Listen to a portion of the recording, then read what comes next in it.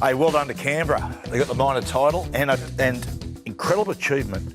The other reason, Cooper, it's incredible achievement is the fact the nature of the way they're played, open, free-flowing, and it's very hard to find consistency playing that way, but they've done it. And they deserve it. I think the way that they carried themselves from round one in Vegas, when they beat the Warriors, they were powerful, they were fast. All the way through to the weekend, they were powerful, They were fast. They've improved defensively out of sight, but that combination, like we've spoken about Tarpany, Horsburgh, Papali'i, mixed with Strange, Weeks, Seb Chris, Timicook, there's a real good balance there. And there's some guys that have played finals, there's some guys that haven't played finals, but I think the key is Jamal Fogarty, and the key to that is Ricky Stewart's mentorship through finals. And if he can have Jamal humming at a really high level, I think they've got the good balance to do it. Haven't they handled the Jamal Fogarty, leaving the whole contract thing? It's been handled in a very, very good way. There's other halfbacks that have left other clubs that haven't handled it, and Ricky Stewart's done a really good job with that. And they deserve the position they're in. The one thing they need to do, I think, is they can't miss week one of the finals. They might rest a couple of guys this week, as in play badly. Yeah, got you. But I think they need to win week one. They can't go the long way here. They need to have the momentum. Whatever Ricky does resting players this weekend is by the by. But week one at home against Team 4, they need to win it. They can't go the long way. I think if they get the balloon popped early, they'll struggle, but they definitely need to capitalise on minor premiership. I'll tell you, I spoke last night about how good Horsburgh and Zach Hosking were. Just those blokes that was a very, very tricky game against the Tigers because they were locked into a position. You had all the crowd there ready to celebrate the minor title. Tigers are playing good football. They went at them hard.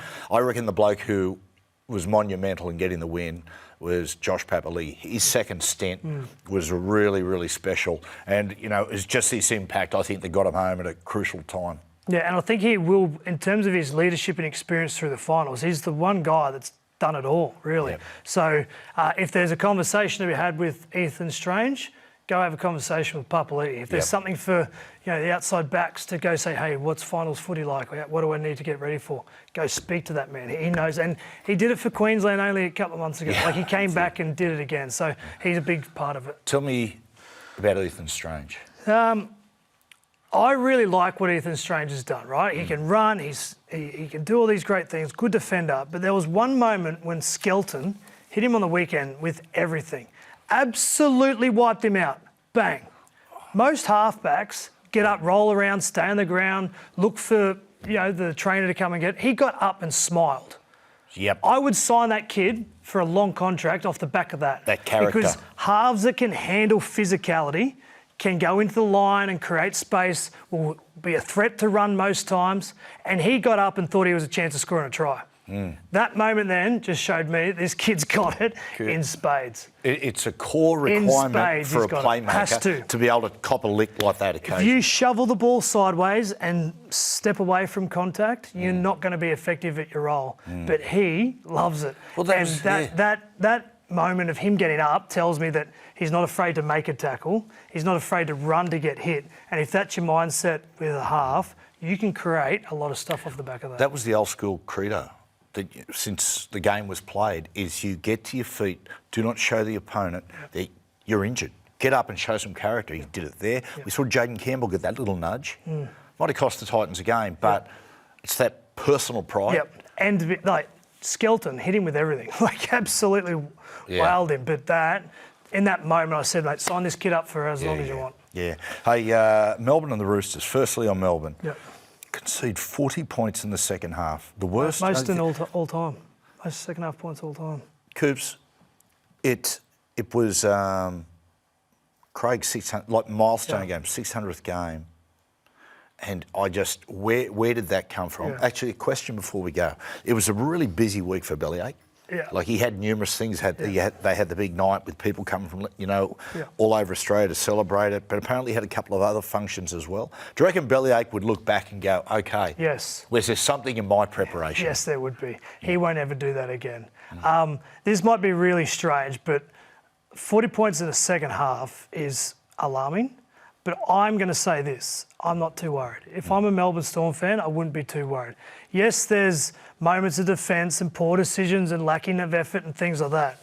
But go look at their first 40 minutes. Yeah. It was brilliant. Go look at the players he rested. So it was quite selfless of Craig Bellamy to rest those players in game 600. Yep. He's got a plan. He knows that if he sticks to the plan, they're aiming for the grand final. And I dare say this weekend against the Broncos, they will play their best football. I just feel like Craig Bellamy took a hit for their team to set up what they wanted out of September. I'm not worried as long as Jerome Hughes is coming back. Jerome Hughes won't come back. For the season? No, I think they'll put him on ice until a pre-season. Oh, no, but I'm talking about in this competition, as far as winning it. If you tell me Jerome is not coming back, then after the other night, I understand all those things, but I go, Melbourne can't win Are you rushing him back this week or Oh, no, I don't. There's a little bit of talk that Craig will bring him back to get him a bit of football, but I wouldn't even risk it. No, I think he is on ice until prelim final. They can get to a prelim final without Jerome Hughes, but I think their game against Broncos is going to set up September. If they win and play well, it's everything that they want. If they lose the Broncos, then I'm alarmed. Coops, in the back half of this season, the bloke we've spoken about so much is Hugo Savala. And I like talking about him because you can just see he's an example of a player who has got great core fundamentals, and that's allowed him to improve. The other night, let's look at some of his stuff, but no Sam Walker. There was a big question, can he run the show? He did it. He was fantastic again. I think he's a smart kid, and you tell him one thing and he fixes it straight away. Look at that. Drop him back, out of play, because he knows that Angus Crichton's probably going to come back through. He's setting for the next one. And look at that. Kicking game. He hits it at the right spot. Yep. He doesn't look to get too cute and sexy with his kicks. He stays rock solid. He's got a big boot. And he is the type of halfback that can execute a game plan, even in these early stages. This sort of ball playing here, like just leans in a little bit, creates a space for Teddy to do his thing. And this is the best one. Yeah. Gets this target defender, leans in, Bush. Bradley inside Munster, and that's the meter that Nwanga needs. And that's what you've got to understand. He can be over the far side of the field, but you don't score in the opposite corner unless that playmaker starts a stripping process. Yeah. You could play from sideline to sideline unless the 2 or 3 ball players in that chain of passes squares up and condenses some type of defence. The half metre you get here is the half metre you get there, is the half metre that Nwanga needs to put the ball down in the corner. And no Sam Walker. And here Savala in a big game down, was it 10-0 at half-time or whatever it was? Pretty good. We've spoken numerous times, and we talk about the fundamentals of the game. Yep. And people go, mate, this place so boring. Talking about it again. But I want to give you a quote from one of the greatest sportsmen who's ever lived, Michael Jordan. And he spoke about fundamentals, the importance of fundamentals in his game.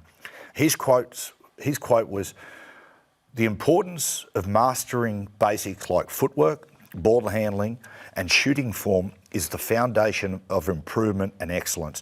He said, you can practice shooting 8 hours a day, but if your technique is wrong, then all you become is very, very good at shooting the wrong way. He said, this is why fundamentals matter. He goes, it gives you a foundation for excellence. It allows you to continuously improve. The work ethic, he said, it breeds consistency and discipline, and it breeds mental toughness.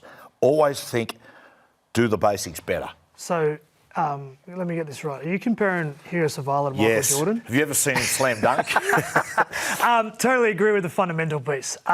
Look, if you talk about trying to build a career that's 10 years plus in basketball or rugby league, you've got to do the basics and improve on those things. And every time you play the game, you've got to deliver the basics. You just don't skip over them. So what's the basics in rugby league? Like good technique to tackle.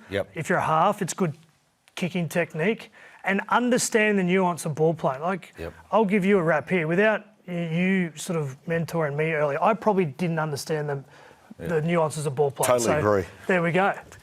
So the basic fundamentals are the key to delivering. I remember being a young player at the Newcastle Knights and standing there watching, and we were playing under 21s against the first grade side. And old Alan Bell said to me, I want you to watch Mick Hagan. Michael Hagan has so much time when he ball plays, and he said, you watch how early he catches the football. Of course, Mick had really beautiful hands. He could reach and he'd catch the ball nice and early. The earlier the ball hits your hands, the more time for vision and to play make. Yeah. Simple. Yeah, totally agree. And I think if you're going to come as a half back in this competition and go straight to throwing the ball over the top, you're going to miss a lot of cues that start in and around the ruck, and they're the basic fundamentals. Talking a base requirement for fullbacks these days, it's speed and skill and all the rest of it, but also work ethic and toughness, smarts. Iongi at Parramatta, mate, he is just, he's an emerging superstar. It's obvious. Yeah, he's got footwork, he's tough, and some of the moments to follow through and pick up the offloads at different stages, very good. But you talk about the Eels and Iongi. The Eels have the Knights this week. Yep. Matthew, what's going on with the Knights? Well, look, I'm going to state the obvious here. Everyone knows this. It's a huge job, and it's a huge job from the bottom up. And a lot of times, NRL coaches, head coaches go, as far as pathways and juniors, that's my job. Just not this one. This needs a lot of work. In my opinion, a head NRL coach, has to have their fingers on the pathways, because they've got to have presence and they've got to be able to educate the players. Be the main man who you're brought in to be the smartest bloke in that club, educate the players and to be able to attract players. Like if you want to sign a young player, a kid who's just out of school and you're trying to convince him, if you really want to get him to come to your club, then you send the head coach. Yeah. You send him along. There's a couple of things, Coops, here. When they're going to try to pick the right man is you've got to ask the right questions. Too often I think they go in and they sit there, the selection board, and they'll just look at a resume and go, wow, he's assistant to this guy and he did that and they won the comp that year. No, it's different. You're a head coach. The questions you have to ask are applicable to the problems that are going to arise the next year. So for Newcastle, the obvious one is, righto, we've got Fletcher Sharp, Kalen Ponga and Dylan Brown. How are we going to solve that puzzle? Secondly, we're really short on middle forwards, right? We're skinny there. What style of football are we going to play to allow us to get away with that? Asking the right questions allows you to find the right bloke. Is that why Michael Hagan's been brought in? Yeah, Michael Hagan, he has, without a doubt. Yeah. He was to work through those questions. To identify the really big issues. I'll give you an idea on something, Coops. When the Knights first came into the comp, 87 going into 88, they come in 88, but they had a lot of work to do. They had to recruit young players and they had to find the right coach. It came down to two men. A number of people applied. A guy who was a great coach, Ron Willey, who was an older coach, had a lot of success in a lot of places. Very much a disciplinarian, but he looked like the ideal bloke to bring in. And they were looking to bring in the late Alan McMahon, who was an emerging coach, had coached lower grades a little bit and was well regarded, particularly by the Canberra blokes. And so it was between those two. Now, the selection committee, there was a couple of guys on there who really knew their football. So they put a scenario to both men, and it was, okay, tomorrow we're playing the most brutal team and forward pack in the competition, the Canterbury Bulldogs. We've got a very young side. How do we beat them? And Ron Willey, fair play to him, did a really funny throwaway line. He said, I'll get up on that Sunday morning, I go to church and I pray. Right? Alan McMahon's response was, well, we don't try to beat them with forward power. What we do is we bring our outside backs in, the smaller blokes, quick blokes, and just make them miss. And we just wear them down and we hold possession, we don't make mistakes, we kick into the far corner, we chase, we make them fight for every metre. And we might not beat them, but I tell you, we're going to take them all the way. Yeah. And they went, that's our man. Good answer. It's a good answer. Yeah. So who is the candidates, mate? Who do you think would be the Newcastle Knights' best option? I don't know. They've got a lot to go through. Apparently, Willie Peters is... Your phone been ringing hot? Mate, I can't believe how many friends I had. I never realised. As soon as the coaching job came up, mate, I've been inundated with calls and people saying, "G'day, Matty, we haven't spoke for years." You didn't return my call of my interest? Yeah, no. You're not the right man for the job. But I tell you, like, there's lots of different ways to look at it, and I've said this, and people will go, these two guys might not be the right guy for the Knights, but you bring them in and you interview them at least. And one is, I say, Michael Checker, who I've said before. Yep. And the other one is John Strange. People go, John Strange. Yeah, he coaches the Roosters NRLW. I watch the way they play, and mate, they're highly skilled. I love the way they attack. I've heard him talk, John Strange. You can see he's a brilliant coach. He's a very good man manager. And you know what? He's worth a chat. Yep.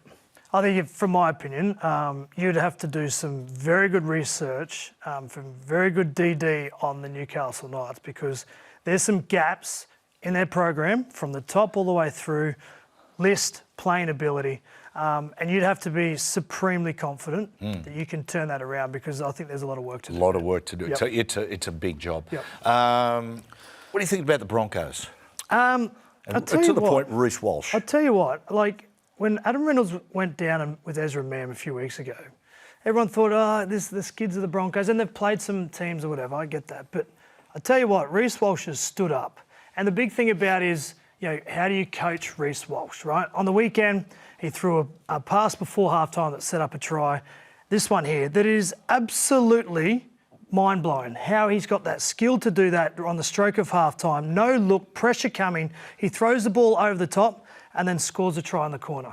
But then 2 minutes later, in the first couple of moments in the first half, that's a brilliant pass. But then in the second half, he comes out and does this. Goes straight in the line, intercept. So how would you coach Reece Walsh? Well, I don't think you have to coach him to that point, because 10 minutes later, he goes and realises he can coach himself. Here's the same play, goes the same position, throws a dummy, brings Valemei up and the offload. Right, so I'm not going to go to Reece Walsh and say, mate, don't throw that intercept. Yeah, that's right. Because he's already educated himself. Mate, you take the good with the bad, don't you? Take the good with the bad, but that play there tells me he's a super smart kid. So I wouldn't be coaching the errors or anything, because what he's doing at the Broncos is very good at the moment. If there's one thing I would coach him on, is I'd show him the effort plays. Because if he's got a mindset that every moment counts, like Tedesco or Pappenhausen, I think he can deliver for the Broncos. Tedesco here, multiple opportunities to give up. He never gives up. Moves from the inside, goes to the outside, makes the tackle. He's trying to win every moment. Here, Pappenhausen out the back, trailing through, gets to Carraz. Carraz is probably going to score here, but he doesn't. Yeah, Pappenhausen and Tedesco have just got this mindset that doesn't matter what happens, every moment counts. And if Reece Walsh has that mindset, I think he can set up for the Brisbane Broncos. Here he is against the Cowboys. Watch him out the back. Just gets caught napping, trying to choose his time when to be involved, and look what happens. Kick through. No, he is out of position. So you want him to have the same enthusiasm saving tries as scoring them. If he's got a mindset that every moment counts, he will understand when to throw a pass and when not to. Don't coach him and say, mate, don't throw that pass and put the gun in the holster. I want him to back himself, because with no Ezra Mam and Reynolds, he needs to be the main man. And he's been absolutely brilliant for him. But I would coach the mindset, and I think he'll get there. It's funny, very, very talented young players, particularly ones that are very good instinctive players. I think sometimes they give them too much information early. I think blokes like Reece, you almost drip feed information. And they'll work it out themselves.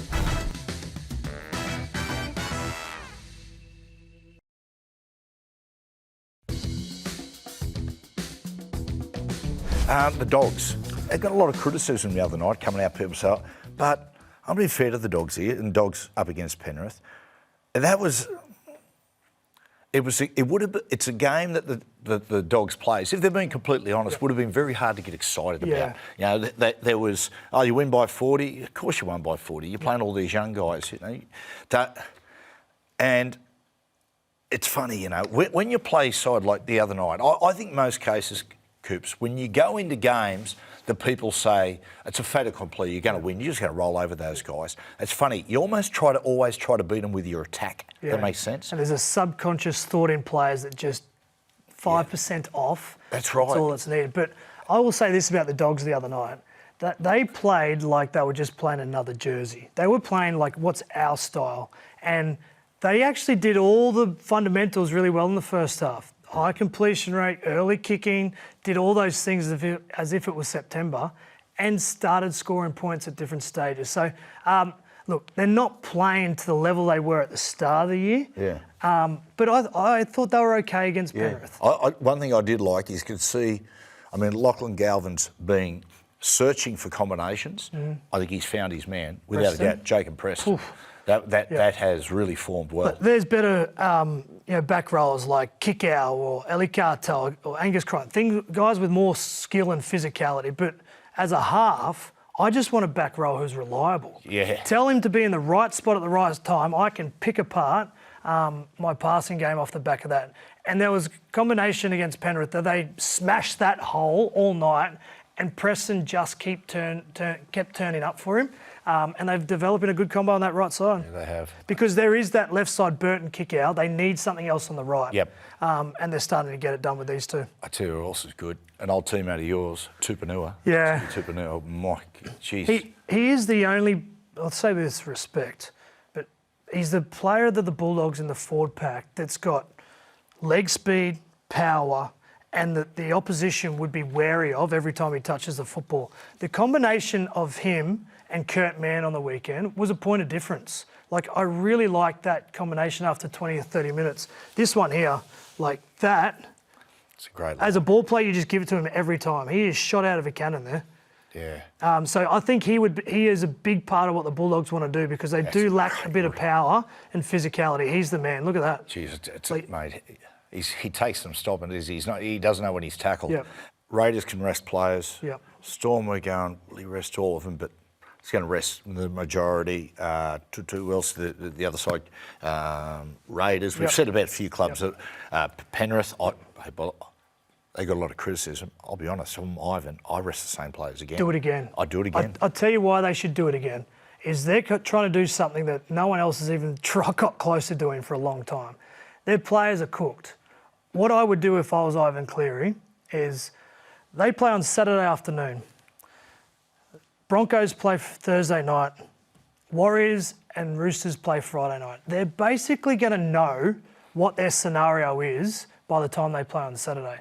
If it is, I'd rather play the Sharks or the Warriors than I'd play the Broncos if I'm Penrith. Yep. So what I would do, I'd just wait, see how the table forms out before I play. And if I'm going to rest Moses Leota, Nathan Cleary, Isaiah Yeo, Dylan Edwards and Martin. Yep. Everyone else play. Yeah. Go out there and get your rust out. But these 5 guys, you are the Ferrari in the garage. I need them tip-top. I'm resting you up. Okay. And if he gets to another grand final, not Ivan Cleary, you and I are taking a bottle of wine over to his house. That's tremendous. If he Nice does. Pinot, Yeah, Chardonnay, whatever. a blend. Whatever it is. Maybe a sticky. We'll take 3. Coops, okay, resting players. Yep. I'll ask this one. The Dogs, right? Dogs are still really trying to find that new style with the new order of the new structure of the spine. Do you think Cam Sorrella, can he afford to give him a rest again this week? Because they are locked into third spot. Yeah, they are locked in. No. Yeah. No. Okay. Well, they got the Sharks. Yeah. Give me your thoughts on the Sharks. Disappointing yesterday. Yeah. Can I show you a set early? And you commentated on this, and I heard you say it as this set was this is about 15 minutes into the game. My problem with the Sharkies sometimes with the attack is they're constantly playing half-field football, and they're oftentimes they're just resetting. Now, half-field football is very, very good for the setup. Okay, setting things up. They open the field up a bit here, but it's again a little bit too sideways from here. They just start resetting the middle, coming back. Resetting the middle, coming back at that. Yeah, and coming off the bye, it's a good time of year for a finals team to have the bye. Yep. I thought in good conditions there at Shark Park, they were going to come out of the blocks and really dominate, but they were a bit too sideways for me. Here we go again, Yeah, the best set or the best moment of play for the Sharks was when Brayley ran. That forced Nico Hines to run, which forced Trindle to run, and there was 2 sets within that game that was the case, and it was their best part. This part here, Brayley gets out, forces Nico Hines to become a ball runner, forces Trindle to push through the hole, and look how much better that footy is. Cook and Cody, isn't it? Yeah, actually. And this one here, Brayley gets out, Nico runs into ball runner mode, quick play the ball, and what happens? Yeah. Shift the ball out to the left-hand side, try scored. And Coops, the thing about it is, one thing I really love about the Sharks players, their edge back rowers, they hit a hole so beautifully. They missed Nickera. Geez, they miss him. Big time. But, Teague Walton is very game. He'll hit the line.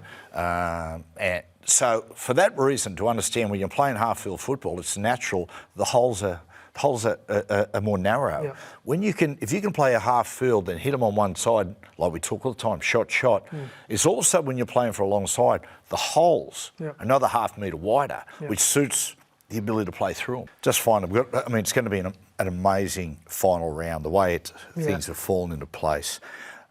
A lot of other shows are going to cover off what they are and what it means, but geez, Friday night, Roosters and Souths. Yeah. Massive. Roosters playing great football. Souths are preparing an ambush. Well, is it an ambush if you know what's coming? No, that would be an absolute cracker. If Souths manage to beat the Roosters, at the moment there's points differential. Roosters have got 15 points on the Dolphins. Dolphins play the Raiders on Sunday, who will rest players. And you'd think if Souths beat the Roosters, that's just going to provide enough motivation for the Dolphins to get it done. And you saw yesterday what Isaiah Katoa, Trey Fuller and Nicarima could do in a split moment. So the fact that the old enemy, Roosters versus Souths on a Friday night, still has an impact to the last round of the season is so good. I'm going to go to the game. You're going to go? I'm going to get out of my ivory tower and get down there. You want to work on the panel on Friday night? Free tickets, mate. Free tickets.